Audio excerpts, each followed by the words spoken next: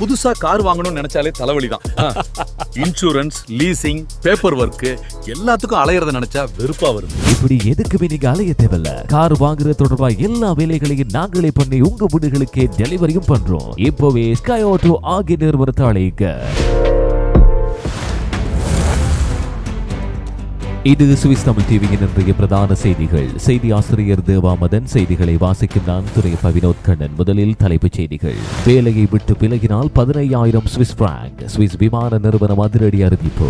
ஊரி கண்டோனில் போதைப் பொருள் நடவடிக்கை. வீடுகள் மற்றும் வாகனங்களில் சோதனை. 4 காவலில். பெர்ன் பெல்ப் விமான நிலையத்தில் புதிய செயற்கைக்கோள் வழி நடத்தும் தரை இறக்க முறை அறிமுகம். ஜெனிவாவில் குடும்ப வன்முறை எதிர்க்கும் திட்டங்களுக்கு நிதி குறைப்பு குறித்து அரசுக்கு அழுத்தம். சுவிட்சர்லாந்தில் 22 ஆண்டுகளில் கடுமையான வீட்டு தட்டுப்பாடு. சுவிட்சர்லாந்தில் அயலவர்களுக்கு இடையிலான தகராறுகளுக்கு முக்கிய காரணம் சத்தம். வெளியான ஆய்வு. தொடர்பான விரிவான செய்திகள். சுவிட்சர்லாந்து தமிழர்களே, உங்க வீட்டு திருமண மற்றும் இதர வைபவங்களுக்கு நவீன முறையில் அழைப்பிதழ் முதற்கொண்டு பரிசு பொருட்களை பெற்றுக்கொள்ள ஆசைப்படுகிறீர்களா? இது மட்டுமா? உங்கள் கடை மற்றும் நிறுவனங்களுக்கு தேவையான டிஜிட்டல் பிரிண்டிங் ஸ்டிக்கர்களையும் ரோல் அப்ஸ், விசிட்டிங் கார்ட்ஸ் என்பவற்றையும் தரமான முறையில் அச்சிடுகிறோம். அச்சுத்துறையின் முன்னோடிகளாக 30 ஆண்டு காலம் சுவிஸ் தமிழர்களின் அசைக்க முடியாத நம்பிக்கை. சுவிஸ் சேகர் பதிப்பகம் மட்டுமே. சுவிட்சர்லாந்தில் கடந்த 22 ஆண்டுகளில் காணப்படாத அளவுக்கு வீட்டு வசதி பற்றாக்குறை அதிகரித்துள்ளதாக அதிகாரப்பூர்வ அறிக்கைகள் தெரிவிக்கின்றன. வீடுகளின் வளங்கள் குறைவாக இருப்பதும் விலைகள் தொடர்ந்து உயர்வதும் காரணமாக சுவிட்சர்லாந்தின் வீட்டு சந்தை தற்போது கடுமையான அழுத்தத்துக்குள் இருப்பதாக சுவிட்சர்லாந்து கூட்டாட்சி வீட்டு அலுவலகம் திங்கட்கிழமை வெளியிட்ட அறிக்கையில் கூறியுள்ளது. BWO வெளியிட்ட ஹவுசிங் மார்க்கெட் மானிட்டர் அறிக்கையின்படி வட்டி விகிதங்கள் சமீப காலங்களில் குறைந்தால் தற்போதைய வீட்டு வாடகைகள் ஓரளவு நிலை நிறுத்தப்படுவதற்கு உதவியுள்ளன. எனினும் புதிய வீடுகளை தேடும் மக்களுக்கு 2014ஆம் ஆண்டிலிருந்து இதுவரை இல்லாத அளவுக்கு வீட்டு பற்றாக்குறை நிலவி வருகிறது. குறிப்பாக குறைந்த வருமானம் மற்றும் நடுத்தர வருமானம் கொண்ட குடும்பங்களுக்கு ஏற்ற விலையில் வீடுகளை கண்டுபிடிப்பது தற்போது மிகவும் கடினமானதாக மாறியுள்ளது. இவ்வகை குடும்பங்களுக்கு கிடைக்கும் மலிவு விலை வீட்டு விருப்பங்கள் கணிசமாக குறைந்துள்ளதாக BWO சுட்டிக்காட்டியுள்ளது. இந்த வீட்டு சந்தை சிக்கல் நகர பகுதிகளிலும் மலைப்பகுதிகளிலும் அதிகமாக உணரப்படுகிறது. குறிப்பாக Zurich, Geneva, Lucerne, Zug, Saint Moritz, Chur மற்றும் இன்டர்லாக்கன், ஸ்வைசிம்மன் போன்ற பகுதிகளில் வீடுகளுக்கான தேவை அதிகமாக இருப்பதால் வீட்டு கிடைப்பு திறன் மிகவும் குறைந்துள்ளது. சுவிட்சர்லாந்தின் மக்கள் தொகை தொடர்ந்து அதிகரிப்பதும் நகர பகுதிகளுக்கு மக்கள் இடம்பெயர்வதும் புதிய வீடுகள் கட்டப்படும் வேகம் தேவைக்கேற்ப அதிகரிக்காததும் இந்த வீட்டு தட்டுப்பாட்டை மேலும் தீவிரப்படுத்தி வருகின்றன. இதனால் வாடகை வீடுகளை தேடும் மக்களும் குறிப்பாக புதிய குடியேறிகள் மற்றும் இளம் குடும்பங்களும் தங்கும் இடத்தை பெறுவதில் அதிக சவால்களை எதிர்கொள்கின்றனர். வீட்டு வளங்களை அதிகரிப்பதற்கான திட்டங்களை விரைவுபடுத்த வேண்டும் என்றும் மலிவு விலையில் வீடுகள் உருவாக்கப்பட வேண்டும் என்றும் நிபுணர்கள் தொடர்ந்து வலியுறுத்துகின்றனர். இல்லையெனில் சுவிட்சர்லாந்தின் வீட்டு சந்தையில் அழுத்தம் மேலும் அதிகரிக்கும் அபாயம் இருப்பதாகவும் எச்சரிக்கப்படுகிறது. சுவிட்சர்லாந்தின் பொருளாதார வளர்ச்சிக்கான எதிர்பார்ப்புகள் சிறிதளவு மேம்பட்டுள்ளதாக சுவிஸ் கூட்டாட்சி அரசின் வணிக சுழற்சி நிபுணர் குழு வெளியிட்ட புதிய கணிப்பில் தெரிய வந்தது. அந்த குழு 2026ஆம் ஆண்டுக்கான நாட்டின் மொத்த உள்நாட்டு உற்பத்தி வளர்ச்சி விகிதத்தை முன்பு கணிக்கப்பட்ட 0.9%-லிருந்து 1% உயர்த்தியுள்ளது. அமெரிக்கா விதித்திருந்த சில வர்த்தக சுங்க வரிகள் குறைக்கப்பட்டிருப்பது குறிப்பாக அந்த வரிகளால் பாதிக்கப்பட்ட தொழில்துறைகளுக்கு நம்பிக்கை அளித்துள்ளதாக நிபுணர் குழு தெரிவித்தது. இதனால் ஏற்றுமதி சார்ந்த சில துறைகளின் எதிர்கால வாய்ப்புகள் சற்று மேம்பட்டுள்ளது. சுவிட்சர்லாந்தின் பொருளாதாரம் உலகளாவிய வர்த்தகத்தோடு நெருக்கமாக இணைந்திருப்பதால் சர்வதேச பொருளாதார சூழ்நிலைகள் அதன் வளர்ச்சியில் முக்கிய தாக்கத்தை ஏற்படுத்துகின்றன. அதனால் உலக பொருளாதாரம் மெதுவாக மீண்டு வருமானால் 2027ஆம் ஆண்டில் சுவிட்சர்லாந்தின் பொருளாதார வளர்ச்சி சுமார் 1.7% வரை சாதாரண நிலைக்கு திரும்பும் என எதிர்பார்க்கப்படுகிறது. இந்த முன் அறிவிப்பானது தற்போதைய சர்வதேச சுங்க வரி நிலைகள் தொடரும் என்ற கருதுகோளின் அடிப்படையில் தயாரிக்கப்பட்டுள்ளதாகவும் அந்த அறிக்கை விளக்குகிறது. இருப்பினும் உலகளாவிய அரசியல் மற்றும் வர்த்தக சூழ்நிலைகளில் இன்னும் அதிகமான நிச்சயமற்ற நிலை தொடர்கிறது என்பதால் எதிர்கால பொருளாதார முன்னேற்றம் குறித்து கவனமாக இருக்க வேண்டிய அவசியம் இருப்பதாகவும் நிபுணர்கள் எச்சரிக்கின்றனர். சுவிட்சர்லாந்தின் ஜெனிவா கண்டோனில் குடும்ப வன்முறையை எதிர்க்கும் திட்டங்களுக்கு திட்டமிடப்பட்டுள்ள நிதி குறைப்பை மறுபரிசீலனை செய்ய வேண்டும் என்று அரசியல்வாதிகள் கண்டோன் அரசை வலியுறுத்தியுள்ளனர். குடும்ப வன்முறை மற்றும் பாலின அடிப்படையிலான வன்முறை எதிர்க்கும் சமூக அமைப்புகளுக்கான ஆதரவு குறையக்கூடும் என்ற அச்சம் காரணமாக இந்த கோரிக்கை முன்வைக்கப்பட்டுள்ளது. பசுமை கட்சி, சோசலிஸ்ட் கட்சி மற்றும் ஜெனிவா குடிமக்கள் இயக்கம் ஆகிய கட்சிகளை சேர்ந்த அரசியல்வாதிகள் இணைந்து தாக்கல் செய்த முன்மொழிவில் சமூக அமைப்புகளுக்காக ஒதுக்கப்பட்டிருந்த 1 மில்லியன் சுவிஸ் பிராங்க் நிதியை மீண்டும் வழங்க வேண்டும் என கோரப்பட்டுள்ளது. இந்த நிதி 2025ஆம் ஆண்டுக்கான ஆண்டுக்கான பட்ஜெட்டில் இடம்பெற்றிருந்தாலும் 2026 ஆண்டுக்கான முன்மொழியப்பட்ட பட்ஜெட் திட்டத்தில் அது நீக்கப்பட்டுள்ளதாக தெரிவிக்கப்படுகிறது. பசுமை கட்சியை சேர்ந்த நாடாளுமன்ற உறுப்பினர் எமிலி பெர்னாண்டஸ் கூறுகையில், குடும்ப வன்முறை மற்றும் பெண்களுக்கு எதிரான வன்முறையை தடுப்பது அரசின் முக்கிய முன்னுரிமைகளில் ஒன்றாக இருக்கும் நிலையில் அதனை எதிர்க்கும் திட்டங்களுக்கான நிதியை குறைப்பது பொருத்தமற்றதாக உள்ளது என்கின்றனர். இதற்கிடையில் பாதிக்கப்பட்டவர்களுக்கு உதவி வழங்கும் அமைப்புகள் இந்த நிதி குறைப்பின் தாக்கம் உடனடியாகவே உணரப்படலாம் என்று எச்சரிக்கின்றன. ஜெனீவாவில் பெண்களுக்கு தகவல் மற்றும் ஆலோசனை வழங்கக்கூடிய இன்ஃபர்மேஷன் மையம் கூறுவதன்படி இந்த மாற்றம் அமுல்படுத்தப்படின் பல பெண்கள் அவசர உதவி மற்றும் வழிகாட்டுதலை இழக்கக்கூடும். மேலும் குடும்ப வன்முறையிலிருந்து பாதுகாப்பு தேடும் பெண்களுக்கு தங்குமிடம் வழங்கும் அராபிலை தங்குமிட மையம் நிதி குறைப்பு தொடர்ந்தால் பெண்களுக்கு முன்னெச்சரிக்கை சேவைகளை வழங்கும் மொபைல் தடுப்பு குழுவின் பணிகளை நிறுத்த வேண்டிய நிலை உருவாகலாம் என்று தெரிவித்தது. சுவிட்சர்லாந்தில் குடும்ப வன்முறை தொடர்பான புகார்கள் கடந்த சில ஆண்டுகளில் அதிகரித்து வருவதாக பல சமூக ஆய்வுகள் காட்டுகின்றன. இதனால் பாதிக்கப்பட்டவர்களுக்கு ஆதரவு வழங்கும் அமைப்புகளின் சேவைகள் மிகவும் முக்கியமானதாக கருதப்படுகின்றன. இந்த சூழ்நிலையில் நிதி குறைப்பை மீளாய்வு செய்ய வேண்டும் என்ற அரசியல் அழுத்தம் ஜெனீவா கண்டோன் அரசுக்கு அதிகரித்து வருவதாகவும் கூறப்படுகிறது.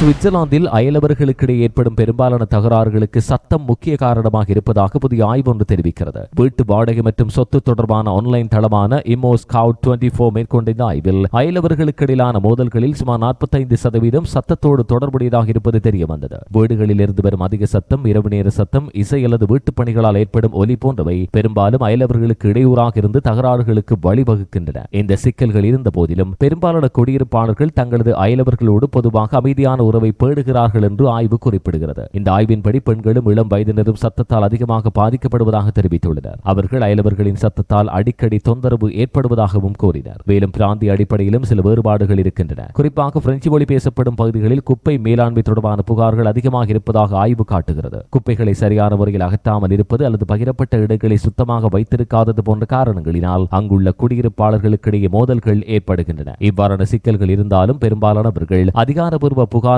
அளிப்பதற்கு பதிலாக நேரடியாக அயலவர்களோடு பேசுவதையே விரும்புகின்றனர். ஆய்வின்படி சுமார் 3/4 பிரச்சனைகளை நேரடியாக விவாதித்து தீர்க்க முயற்சிப்பதாக தெரிவித்துள்ளனர். சுவிட்சர்லாந்தில் குடியிருப்பு வாழ்க்கையில் பரஸ்பர மரியாதை மற்றும் அமைதியான சூழல் முக்கியமாக கருதப்படுகின்ற நிலையில் அயலவர்களிடையே நல்ல தொடர்பு மற்றும் புரிதல் இருந்தால் இத்தகைய தகராறுகளை எளிதில் தவிர்க்க முடியும் என்று சமூக ஆய்வாளர்கள் கூறுகின்றனர். சுவிட்சர்லாந்தின் பெர்ன் பெல்ப் விமான நிலையத்தில் நீண்ட கால திட்டமிடல் மற்றும் சட்ட நடைமுறைகளுக்கு பின்னர் புதிய செயற்கைக்கோள் வழிநடத்தும் கருவி அடிப்படையிலான தரை இறக்க முறையானது மார்ச் 19, 2026 முதல் அமுலுக்கு வருகிறது. சுமார் 15 ஆண்டுகளுக்கு மேலாக திட்டமிடப்பட்டு வந்த இந்த புதிய தெற்கு அணுகுமுறை தற்போது பயன்படுத்தப்பட்டு வந்த பார்வை அடிப்படையிலான தரை இறக்க நடைமுறையை மாற்றுகிறது. புதிய முறையின் மூலம் விமானங்கள் தெற்கு பகுதியிலிருந்து ஓடுதள 32 நோக்கி செயற்கைக்கோள் வழிகாட்டுதலோடு பாதுகாப்பாக அணுக முடியும். இதுவரை பயன்படுத்தப்பட்ட சிட்டி மற்றும் ரோமியோ எனப்படும் பாதை அணுகுமுறைகள் இனி நிறுத்தப்படுகின்றன. இதன் மூலம் பெர்ன் நகரத்திற்கும் விமான நிலையத்தின் கிழக்கு பகுதிகளில் உள்ள பல நகராட்சிகளுக்கும் விமான சத்த அழுத்தம் குறையக்கூடும் என்று அதிகாரிகள் தெரிவித்தனர். இந்த புதிய அணுகுமுறை நடைமுறைப்படுத்தப்படுவதால் வான்வழி போக்குவரத்து கட்டுப்பாட்டில் உள்ள குறுக்கு வழிகள் குறைவதோடு விமான இயக்கத்தை மேலும் எளிதாகவும் திறம்படவும் நிர்வகிக்க முடியும். இதனால் விமானிகளைப் போலவே வான்வழி போக்குவரத்து கட்டுப்பாட்டு அதிகாரிகளுக்கும் பணிச்சுமை குறையும் என்று எதிர்பார்க்கப்படுகிறது. புதிய வழித்தடத்தின் மூலம் பெர்ன் ஆஸ்டமுண்டிகன், பெர்ன் அருகிலுள்ள மோரிபே, பெர்ன் கும்லிகன், ரூஃபனாக்ட் மற்றும் ரூபிகன் போன்ற பகுதிகளில் விமான சத்தம் குறிப்பிடத்தக்க அளவில் குறையும் என்று தெரிவிக்கப்பட்டுள்ளது. அதேவேளை தென்கிழக்கு பகுதியில் உள்ள சில இடங்களில் குறிப்பிட்ட அளவு கூடுதல் விமான பரப்புகள் மேலே கடந்து செல்லும் நிலை ஏற்படலாம். இருப்பினும் புதிய அணுகுமுறையில் விமானங்கள் சுமார் 4 டிகிரி அளவிலான அதிக சாய்வு கொண்ட கோணத்தில் தரையிறங்குவதால் மேலும் அந்த வழியில் பறக்கும் விமானங்களின் எண்ணிக்கையும் குறைவாக இருப்பதால் ஆவரை ஆற்றுப்பள்ளத்தாக்கு பகுதிகளில் கூடுதல் சத்தம் மொத்தத்தில் மிக குறைவாக இருக்கும் என்று அதிகாரிகள் விளக்குகின்றனர். தெற்கிலிருந்து ஓடுதள 32க்கு வரும் இந்த புதிய அணுகுமுறைக்கு கிழக்கு மற்றும் மேற்கு என 2 வழித்தடங்கள் திட்டமிடப்பட்டுள்ளன. நடைமுறையில் பெரும்பாலும் கிழக்கு வழித்தடமே பயன்படுத்தப்படும் என கூறப்படுகிறது. தேவையான வான்வழி பகுதி நிலைமையை பொறுத்து சுமார் 30 நிமிடங்களுக்கு முன்பாகவே செயற்படுத்தப்படும். இந்த புதிய அமைப்பு அறிமுகப்படுத்தப்படின் விமான போக்குவரத்து எண்ணிக்கை அதிகரிக்காது என்றும் அதிகாரிகள் தெளிவுபடுத்தினர். ஆனால் காற்றின் திசை மற்றும் வேகத்தை பொறுத்து சில தரை இறக்கங்கள் ஓடுதளம் 14க்கு பதிலாக ஓடுதளம் 32 நோக்கி மாற்றப்படலாம். சுவிட்சர்லாந்தில் விமான போக்குவரத்து பாதுகாப்பையும் சுற்றுச்சூழல் பாதுகாப்பையும் சமநிலைப்படுத்தும் முயற்சிகளின் ஒரு பகுதியாக இந்த புதிய செயற்கைக்கோள் அடிப்படையிலான அணுகுமுறை அறிமுகப்படுத்தப்படுவது குறிப்பிடத்தக்கது. சிறிய விளம்பர இடைவெளியின் பின் செய்திகள் தொடரும். எவ்வளவு காலம்தான் பழைய வீட்டிலேயே வாழ்க்கையை ஓட்டுவீங்க? உங்கள் பழைய வீட்டையும் பழைய சமையல் அறையையும் புதிதாக மாற்றும் நேரம் வந்தாச்சு. ஆமாம், நவீனமும் தரமும் நிறைந்த வீட்டை உருவாக்க சுவிஸில் இருக்கவே இருக்கிறது மாடர்ன் ஹவுஸ் GmbH. எமது சேவையால் இனிமேல் உங்கள் வீட்டில் எல்லாமே புதுசுதான். குறைந்த செலவு, அதிக தரம், நம்பிக்கையான நம்மவர் நிறுவனம் மாடர்ன் ஹவுஸ் GmbH நிறுவனம். சுவிட்சர்லாந்தின் துர்கவ் கண்டோனில் உள்ள உட்வில் பகுதியில் வீடுகளில் புகுந்து திருடியதாக சந்தேகப்படும் ஒருவரை போலீசார் கைது செய்தனர். கைது செய்யப்பட்ட நபரிடமிருந்து திருட்டு சம்பவங்களோடு தொடர்புடைய பொருட்கள் மீட்கப்பட்டுள்ளன. திங்கட்கிழமை பிற்பகல் சுமார் 4:15 அளவில் துர்கவ் கண்டோனல் போலீசாரின் அவசர அழைப்பு மையத்திற்கு 2 தனித்தனி தகவல்கள் கிடைத்தன. உட்விலில் உள்ள கர்ஸ்விலஸ் திராஸ் மற்றும் சீவைன் கார்டன் வேக் பகுதிகளில் உள்ள 2 வீடுகளுக்குள் ஒருவர் ஒளிந்து நுழைந்ததாக அந்த தகவலில் தெரிவிக்கப்பட்டது. இந்த தகவலை அடுத்து துர்கவ் கண்டோனல் போலீசார் உடனடியாக அருகிலுள்ள பகுதிகளில் தேடுதல் நடவடிக்கை மேற்கொண்டனர். அதன்போது சம்பவத்தோடு தொடர்புடையதாக சந்தேகப்படும் ஒருவரை போலீசார் கைது செய்து காவலில் எடுத்தனர். கைது செய்யப்பட்டவர் 22 வயதான மொராக்கோ நாட்டைச் சேர்ந்த இளைஞர் ஆவார். அவரிடமிருந்து திருட்டு சம்பவங்களோடு தொடர்புடையதென சந்தேகிக்கப்படும் சில பொருட்களும் மீட்கப்பட்டன. சம்பவ இடங்களில் குற்றவியல் தொழில்நுட்ப பிரிவு நிபுணர்கள் தடயங்களை சேகரித்து விசாரணை மேற்கொண்டனர். இந்த சம்பவம் தொடர்பாக பிஷப் செல் அரச வழக்கறிஞர் அலுவலகம் அதிகாரப்பூர்வ குற்றவியல் விசாரணை ஆரம்பித்தது. இதே நபர் துர்கவ் கண்டோனில் இடம்பெற்றிருக்கக்கூடிய பிற திருட்டு சம்பவங்களோடு தொடர்புடையவரா என்பதை துர்கவ் கண்டோனல் போலீசார் தற்போது மேலதிகமாக விசாரிக்கின்றனர்.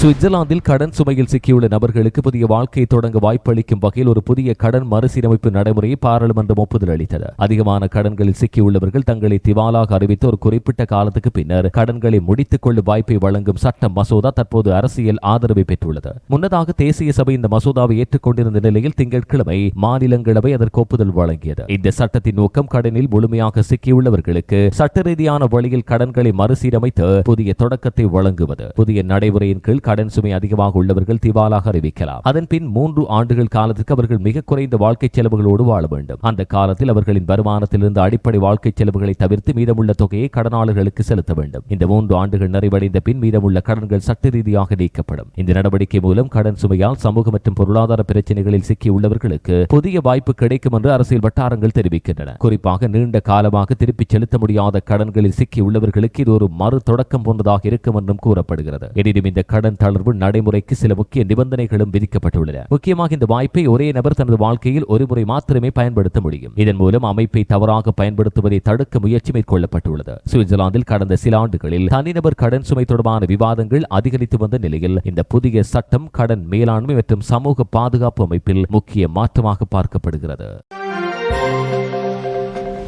சுவிட்சர்லாந்தின் ஊரி கண்டோனில் போதைப் பொருள் தொடர்பான விசாரணையின் ஒரு பகுதியாக போலீசார் பல இடங்களில் சோதனை நடத்தி 4 வரை காவலில் எடுத்தனர். இந்த நடவடிக்கை மார்ச் 15, 2026 ஞாயிறன்று அதிகாலை 1:15க்கு பின்னர் மேற்கொள்ளப்பட்டது. ஊரி கண்டோனல் போலீசார் தலைமையில் இடம்பெற்ற நடவடிக்கையில் ஸ்வீட்ஸ், நிட்பால்டன் மற்றும் டிசினோ கண்டோன் போலீசாரும் இணைந்து செயல்பட்டனர். விசாரணையின் ஒரு பகுதியாக ஷாட்டோஃப் பகுதியில் உள்ள வீடுகளிலும் டிசினோ கண்டோனில் உள்ள சில இடங்களிலும் வீட்டு சோதனைகள் மேற்கொள்ளப்பட்டன. அதேவேளை பல வாகனங்களும் சோதனைக்குட்படுத்தப்பட்டன. இந்த சோதனைகளின் போது பல வகையான போதைப் பொருட்கள் மற்றும் குறிப்பிடத்தக்க அளவு பணமும் போலீசாரால் பறிமுதல் செய்யப்பட்டன. இந்த சம்பவத்தோடு தொடர்புடையதாக 3 சுவிஸ் குடிமக்கள் மற்றும் ஒரு சேர்பிய குடிமகன் ஆகிய 4 காவலில் எடுக்கப்பட்டு விசாரிக்கப்படுகின்றனர். காவலில் எடுக்கப்பட்ட சுவிஸ் குடிமக்களில் ஒருவரை விசாரணை சிறையில் வைக்க வேண்டும் என்று ஊரி அரசு வழக்கறிஞர் அலுவலகம் கட்டாய நடவடிக்கை நீதிமன்றில் கோரிக்கை விடுத்தது. இந்த நடவடிக்கையால் ஊரி கண்டோனில் வாழும் பொதுமக்களுக்கு எந்த நேரத்திலும் ஆபத்து ஏற்படவில்லை என்று அதிகாரிகள் தெளிவுபடுத்தினர். இந்த வழக்கு தொடர்பில் ஊரி அரசு வழக்கறிஞர் அலுவலகமும் ஊரி கண்டோனல் போலீசாரும் தொடர்ந்து விசாரிக்கின்றனர். விசாரணை நடைமுறையில் உள்ளதால் தற்போது இது குறித்து கூடுதல் தகவல்களை வெளியிட இயலாது என்று அதிகாரிகள் தெரிவித்தனர்.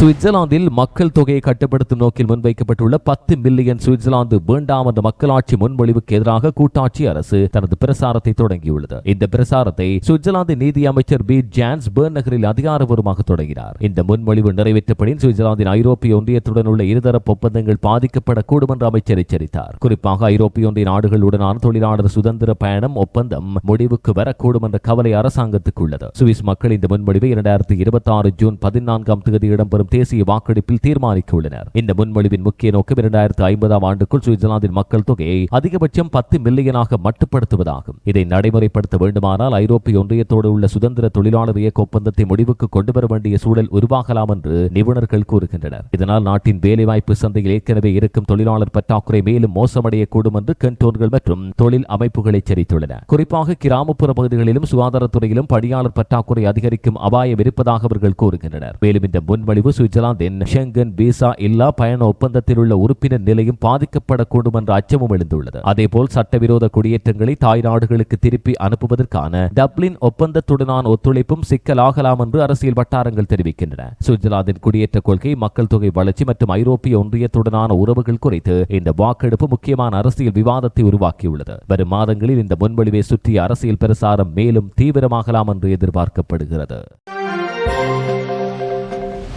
சுவிட்சர்லாந்தின் தேசிய விமான சேவை நிறுவனமான சுவிஸ் இன்டர்நேஷனல் ஏர்லைன்ஸ் செலவுகளை குறைத்து பணியாளர் எண்ணிக்கையை சமநிலைப்படுத்தும் முயற்சியாக ஆயிரக்கணக்கான விமான பணிப்பெண்கள் மற்றும் பணியாளர்களுக்கு வெளியேறும் நிதி வழங்கும் திட்டத்தை அறிவித்துள்ளது. இந்த திட்டத்தின் கீழ் சூரிச் நகரத்தை மையமாக வைத்து பணிபுரியும் விமான பணிப்பெண்களுக்கு சுமார் 15,000 சுவிஸ் பிராங்க் வழங்கப்படும். இது சுமார் 4 மாத சம்பளத்தோடு சமனாகும். இந்த தொகையை பெற விரும்பும் பணியாளர்கள் ஏப்ரல் மாத இறுதிக்குள் தங்கள் பணியிலிருந்து தன்னார்வமாக விலக வேண்டும் என்று நிறுவனம் அறிவித்தது. சுவிஸ் நிறுவனம் தற்போது சில நேரங்களில் சுமார் 300 பேர் வரை கூடுதல் விமான பணிப்பெண்கள் இருப்பதாக தெரிவித்தது. இதனால் பணியாளர் எண்ணிக்கையை சீரமைக்கும் நோக்கில் இந்த நிதி ஊக்குவிப்பு திட்டம் அறிமுகப்படுத்தப்பட்டுள்ளது. இந்நிலையில் விமான நிறுவனம் பல சவால்களையும் எதிர்கொள்கிறது. குறிப்பாக விமானிகள் பற்றாக்குறை, தொழில்நுட்ப காரணங்களால் தரையிறக்கப்பட்ட விமானங்கள் மற்றும் குறைந்து வரும் லாபம் போன்ற பிரச்சனைகள் நிறுவனத்தின் செயற்பாட்டை பாதித்து வருகின்றன. மேலும் ஈரானை சுற்றியுள்ள மோதல்களால் உலகளவில் எரிபொருள் விலைகள் உயர்ந்துள்ளதால் விமான சேவை நிறுவனங்களின் செலவுகள் அதிகரித்துள்ளன. இந்த சூழ்நிலையும் சுவிஸ் நிறுவனத்தின் பொருளாதார நிலையை மேலும் அழுத்தம் கொடுத்து வருவதாக கூறப்படுகிறது. இந்த நிலைமையில் செலவுகளை கட்டுப்படுத்தவும் நிறுவனத்தின் செயற்திறனை மேம்படுத்தவும் பணியாளர் அமைப்பை மாற்றியமைக்கும் நடவடிக்கையாக இந்த வெளியேறும் தொகை திட்டம் பார்க்கப்படுகிறது. விமான போக்குவரத்து துறையில் உலகளாவிய பொருளாதார அழுத்தங்கள் அதிகரித்துள்ள நிலையில் சுவிஸ் எடுத்துள்ள இந்த முடிவு பரவலாக கவனத்தை ஈர்த்துள்ளது.